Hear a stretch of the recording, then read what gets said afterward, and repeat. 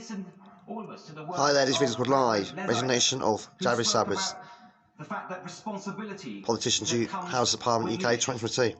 The responsibility to serve the interests of others above your own. It's the 6th of July 2022. To seek common ground of your party, your community, and above all, your country. Now, colleagues will be forgiven for my sense of deja vu. Despite what it might seem, I am not one of life's quitters. I didn't quit when I was told that boys like me don't do maths. I didn't quit when old school bankers said I didn't have the right school ties. And I didn't quit when people in my community said that I should not marry the love of my life. I care deeply about public service and giving back to this country that has given me so much. That is why, when I got the call from my right honourable friend, the Prime Minister, just over a year ago, I didn't hesitate to serve again. It was a critical time for our country. Tough decisions needed to be made about when we were going to come out of lockdown, about supporting the National Health Service and the care sector under unprecedented strain. It has been an absolute privilege of my life to have been trusted with these responsibilities, and I can only hope that my best has been good enough. It has undoubtedly also been one of the toughest roles that I've had so far.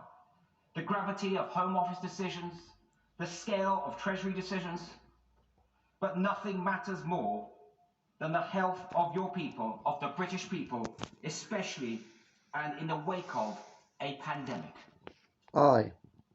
Caring for people's health and well-being is truly a noble vocation.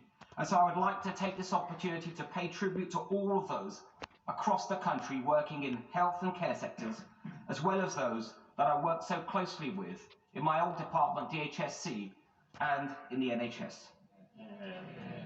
There's so much that I planned for the long-term reform of our health and care systems, and it is a wrench to leave that important work behind. Now, when I last gave a personal statement from this seat, I spoke about the importance of institutions and conventions. Today, it is about the importance of integrity. And don't worry, there's not going to be a series of these. Institutions and integrity are both central pillars that underpin our great democracy. It doesn't matter what your political perspective is in this House. I believe that we are all motivated by the national interest, and that the public expects us all of us, to maintain honesty and to maintain integrity in whatever we do. This is not an abstract matter. We've seen in great democracies there's Matt Hancock what there happens on the when right. divisions are entrenched He was the recent and not bridged. We cannot allow that to happen here. We must bring the country together as one nation. Effective governance inevitably requires loyalty and collective responsibility. Of course it does. And I'm instinctively a team player. And I have completely focused on governing effectively over the last year. But treading the tightrope between loyalty and integrity has become impossible in recent months. And Mr. Speaker, I will never risk losing my integrity. I also believe a team is as good as its team captain, and that a captain is as good as his or her team. So loyalty must go both ways. The events of recent months have made it increasingly difficult to be in that team.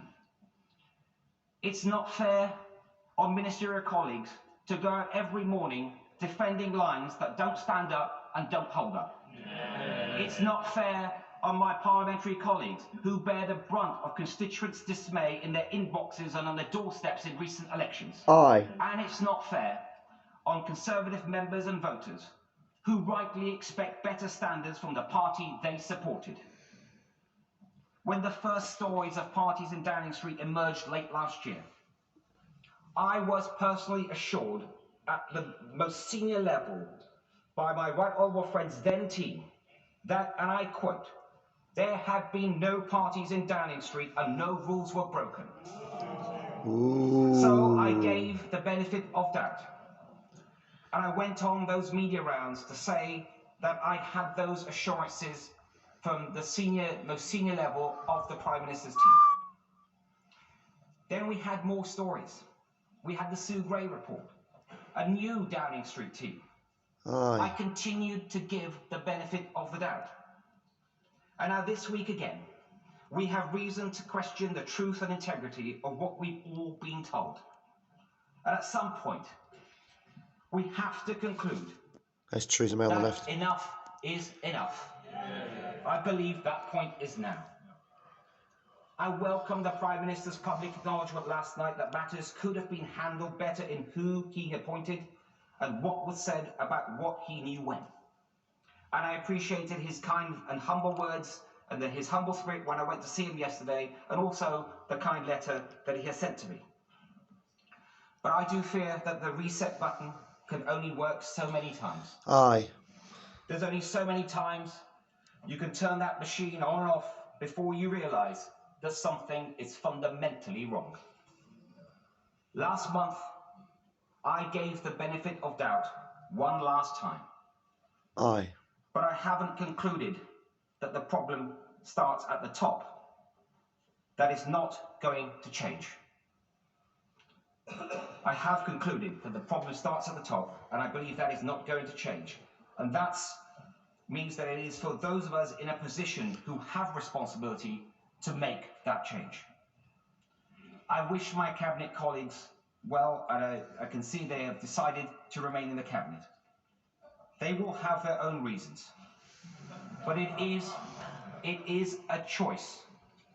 I know just how difficult that choice is. But let's be clear, not doing something is an active decision.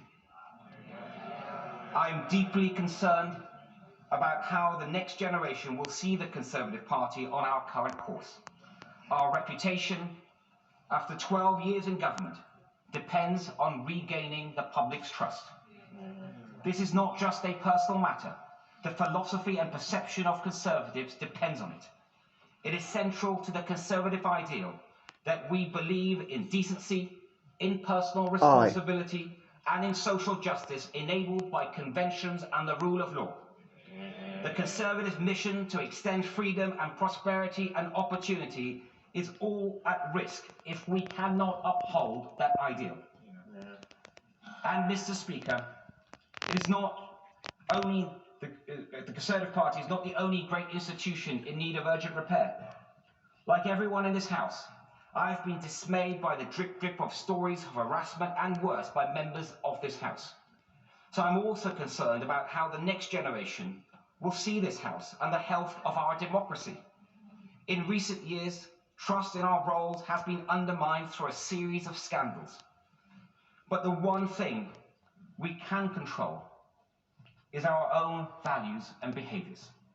So it is incumbent on all of us to set high standards for ourselves and to take action when they are not met by others. You said it, Sabbath. You said it. Mr. Speaker, I'm grateful for the messages of support that I've had from many members of this House and beyond.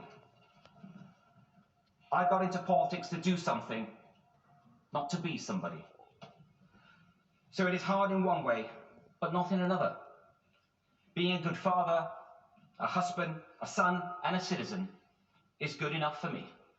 And if I can continue to contribute to public life and my party from the backbenches, it will be a privilege to do so.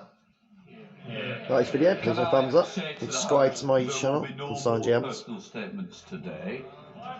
Yep, subscribe to my channel and sign gems. Please thumbs up and subscribe to my channel. Bye.